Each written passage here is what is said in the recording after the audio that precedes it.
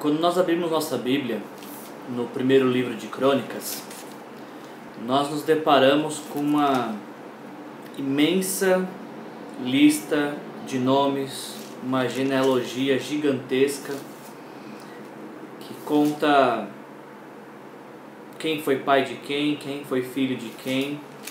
E essa grande lista genealógica, ela avança até mais ou menos o capítulo 10. O livro de 1 Crônicas, ele vai se desenvolvendo e tendo como abertura de seus escritos a lista da genealogia do povo de Deus. E aí a partir do capítulo 10 é que começa a ter a história parece começar a fluir. Eu não sei se você algum dia já leu o livro de 1 Crônicas, e se você alguma vez se questionou por que na Bíblia existem tantas listas genealógicas, por que existem tantos nomes na Bíblia, por que é tão importante que essas listas apareçam, que seja mencionado na Bíblia quem é pai de quem é filho de quem. Eu tenho algumas considerações para fazer sobre isso que eu acho que são muito proveitosas para o nosso dia. A primeira delas é que nós precisamos, quando a gente se depara com as listas de genealogia na Bíblia, toda vez que você abrir a Bíblia e tiver uma grande lista dizendo quem foi filho de quem foi pai de quem, a primeira coisa que você pode considerar é que isso nos ensina ou nos relembra que pequenas histórias constroem grandes histórias. É como se cada história fosse uma peça de quebra-cabeça para se construir uma grande história. Um dos propósitos específicos da lista de genealogia de 1 Crônicas é justamente para trazer essa realidade.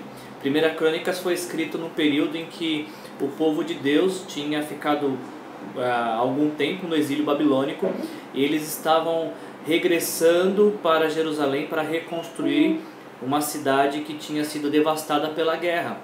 Então, o autor de Crônicas, ele, ao escrever esse livro e iniciar com a genealogia, ele está se propondo a mostrar que este povo que vai reconstruir a vida, eles não estão reconstruindo do zero.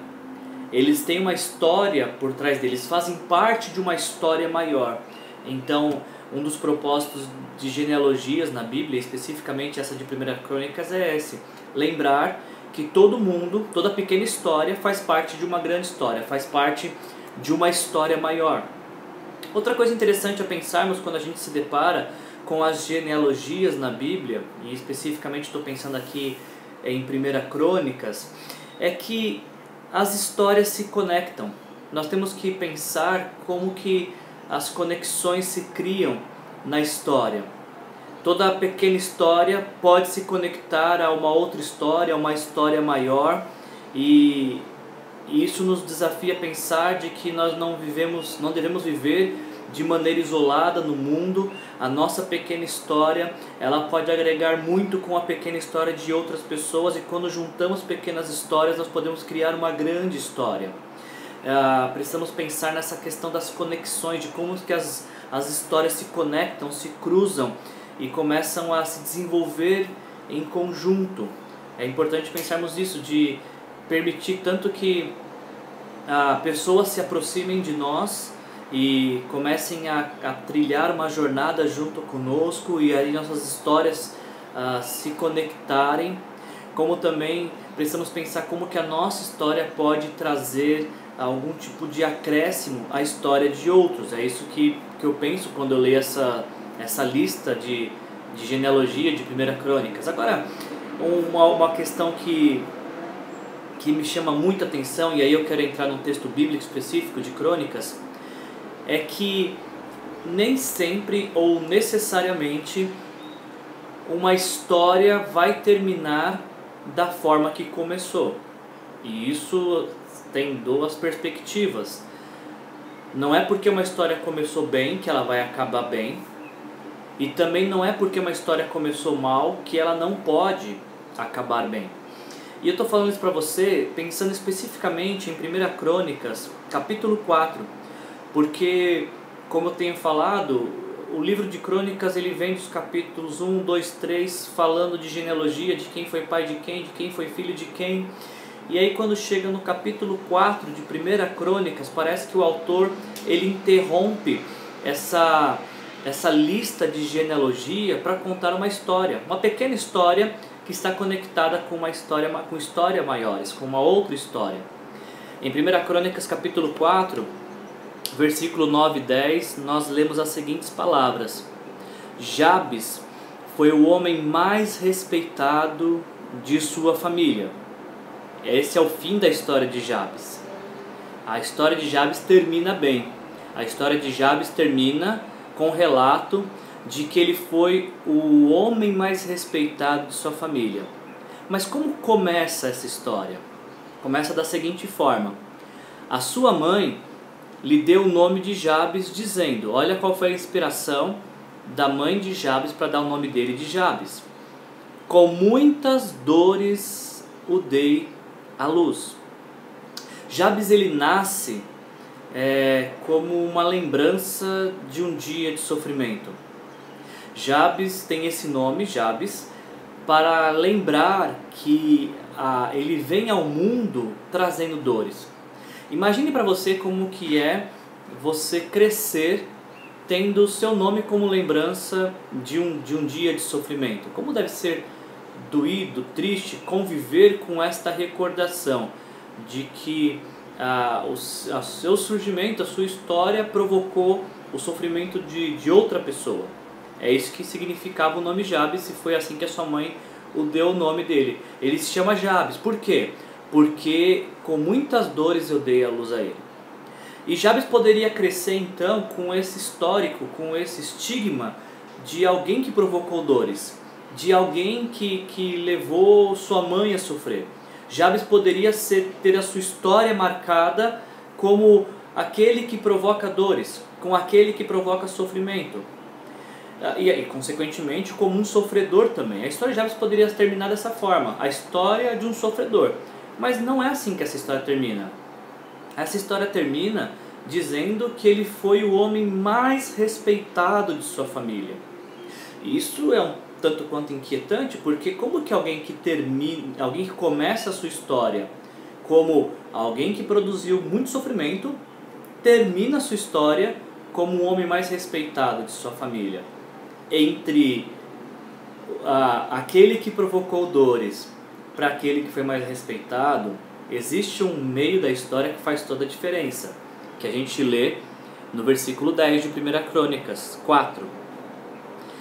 Diante dessa realidade de que Jabes era aquele que provocou o sofrimento, versículo 10 diz: Jabes orou ao Deus de Israel: abençoa-me e aumenta as minhas terras, que a tua mão esteja comigo, guardando-me de males e livrando-me de dores.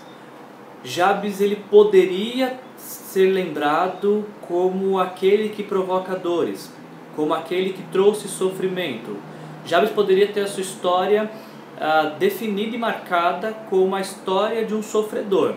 Só que ele decide interromper esse ciclo de sofrimento, ele decide pôr um ponto final nessa história de sofredor e sofrimento com uma oração, com uma entrega de sua história, uma rendição a Deus. E a primeira oração que ele faz, ele clama pela bênção de Deus. Se o início de sua história é marcado por dor e sofrimento, Jabes ele clama para que Deus abençoe, porque as bênçãos de Deus trazem alívio e não causam dores. Jabes ele percebe, ele entende de que se ele for abençoado por Deus, as bênçãos de Deus podem curar todas as dores, sejam aquelas que foram geradas, sejam aquelas que ele gerou ou que alguém gerou. A bênção de Deus traz cura, e é por isso que Jabes diz: Senhor, me abençoe. Outra coisa que ele fala na sua oração é: Senhor, aumenta as minhas terras, ou em outras versões dizem: alarga as minhas tendas, que dá a ideia de avançar, de prosseguir. Eu penso nessa oração de Jabes como alguém que está falando: eu não quero ser marcado pela dor, pelo sofrimento, e também não quero interromper minha história, limitar a minha história a um momento. Alarga as minhas tendas, conceda-me, aumenta as minhas terras. Me venha em mente a ideia de me deixa avançar, prosseguir, ir adiante, ir além do que aquilo que eu estava, parecia estar destinado. E ele ainda diz que a tua mão esteja comigo, ou seja, a ideia não é só ir longe, mas é ir longe com companhia, é ter a companhia do próprio Deus nesta jornada, porque de nada adianta ir longe, mas ir sozinho. Porque quando se caminha uma longa jornada sozinho, se olha para o lado e não tem com quem se celebrar, com quem comemorar e nem com quem contar com ajuda. E Jabes, ele sabe disso, ele sabe que se é para ir além, para ter condições de avançar, de prosseguir, é necessário ter a companhia de Deus, carregando, pegando pela mão e seguindo adiante. E por fim, o pedido de Jabes é que Deus, além de o abençoar, além de o ajudar a prosseguir, ir além, ir adiante, além de poder contar com a companhia de Deus, Jabes ainda finaliza pedindo para ele que Deus, pede que Deus o guarde de males e o livre de dores. É interessante pensar que o homem que tem sua história marcada pelo sofrimento, que tem a sua história inaugurada pelo sofrimento, ele em algum momento ele ora pedindo para que Deus o livre de dores. Agora a coisa mais linda dessa história é o final do versículo 10, porque diz: e Deus atendeu o seu pedido. A história de Jabes muda de alguém que era lembrado pela dor para o homem mais respeitado de sua família, porque no meio de sua história Deus atendeu o seu pedido, Deus atendeu a sua oração, ou seja, Deus o abençoou, Deus o levou adiante, Deus esteve presente com ele em todos os momentos de sua vida, Deus o guardou de males e Deus o livrou de dores. A gente começou esse vídeo falando de histórias, né? De que toda pequena história faz parte de uma história maior e de que histórias elas se conectam a outras histórias. Jabes, em algum momento, ele conectou a sua história com a história de Deus, de maneira que a história da vida de Jabes passou a ser a história de Deus, da intervenção de Deus em sua vida. Isso é importante para nós considerarmos no dia de hoje, para refletirmos e questionarmos de qual história a nossa história faz parte, de qual história nós desejamos que a nossa história seja parte, como que nós queremos que a nossa história seja contada, a partir de qual história nós queremos que a nossa história seja contada. Quando Jesus vem ao mundo, o Novo Testamento ele abre também com uma lista de genealogia. A história de Jesus ela é inaugurada com uma lista de genealogia para mostrar que Jesus se conectou à história humana, para que os homens pudessem se conectar à sua história de vida. Jesus se conecta à história de homens para que homens se conectem à sua história. E o grande desafio que nós temos de vida é nos identificarmos com a história de Jesus e deixar que a história de Jesus passe a fazer parte da nossa história. Conectar a nossa história com a história de Jesus para que a nossa vida passe a ser contada não mais pelo sofrimento, pela dor, pela escassez, pela necessidade, por qualquer tipo de sofrimento, mas que ela possa ser contada pela graça que nos alcançou, pela graça de Jesus que nos transformou. E para que a sua história seja conectada com a história de Jesus, isso é muito simples de acontecer. Basta você fazer uma pequena oração, entregando a sua vida para Jesus, se arrependendo dos seus pecados e recebendo Jesus Cristo como Senhor e Salvador de sua vida. Quando você entrega a sua vida para Jesus, recebe Jesus como seu Senhor e seu Salvador, a sua história é conectada com a história de Jesus. E aí então, a sua história não é mais a história do que sofreu, do que teve necessidade, do que estava perdido, mas passa a ser a história de quem é amado por Jesus, de quem foi salvo por Jesus, de quem foi regenerado por Jesus. Se você está assistindo esse vídeo, em qualquer momento que você esteja assistindo esse vídeo, considere isso. Existe uma história maior da qual a sua pequena história pode fazer parte. Pegue a sua história de vida e conecte ela com a história de Jesus, para que então a sua história não seja a história do que sofre, do que perdeu, mas da história daquele que foi transformado por Jesus em mais que vencedor. Um grande abraço para você, que Jesus abençoe o seu dia.